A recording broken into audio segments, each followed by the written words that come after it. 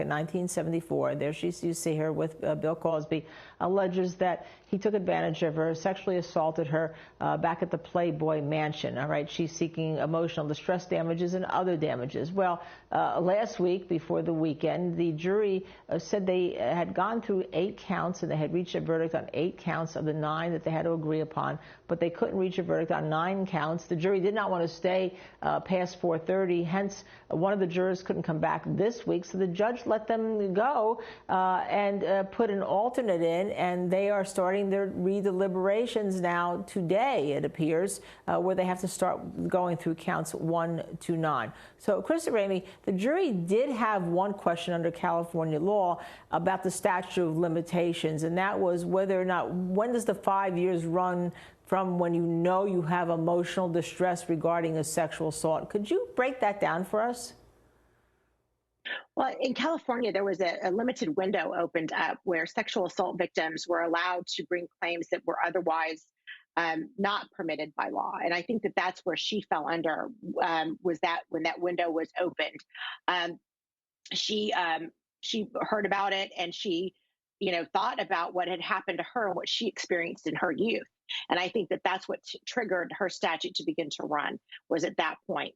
So I think that that is where the jury, got to that, was able to probably got past that question in the affirmative. If they were all the way through 8 counts and only 1 remaining. And from what I understand, and what kind of a little bit of inside baseball here in California, the courts are not permitted to go past 4:30.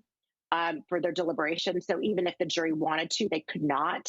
The sheriff's department has a hard closure of the courthouses at 4:30 in the afternoon.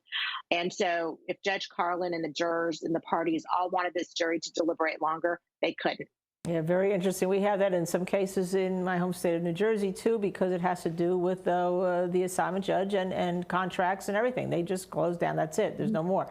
But let me just ask you one more question regarding that before we take our break here. Speaking about the mismatch of power, here you have an adult grown man and a 16-year-old child, I will call her, back in 1974. Assuming the jury got all the way to question 9, which was the punitive damage question, I assume they came to a verdict on some of the questions in favor of her, and 1 to 8, or else there would be no reason to reach the punitive damage claim.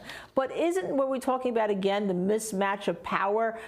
Forget people saying, well, in 1974, things were different. They shouldn't have been different, and they aren't different. Talk to me about it. No, they're not different. This was a child. Whether or not she was 16 or emotionally developed or physically developed, it looked like a woman, but she was 16. And there is an imbalance of power, and he took advantage of that, if her story is believed, and it sounds like this jury believed it. And it sounds like, from what we all know now about Bill Cosby, this was something that he regularly did, whether or not he had to, physically assault someone like here, or if he had to drug them like he did in other cases. And, that is what happens in all of these sexual assault cases.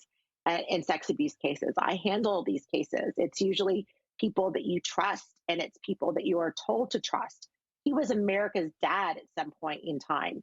I remember the Jell-O ads from when I was a kid. This was someone who you would think you could trust to be alone with, and yet he was not. So not only was he a sexual predator with adult women, we now know that he was essentially a predator with children too, a pedophile. Thank you, Christa. We'll talk more.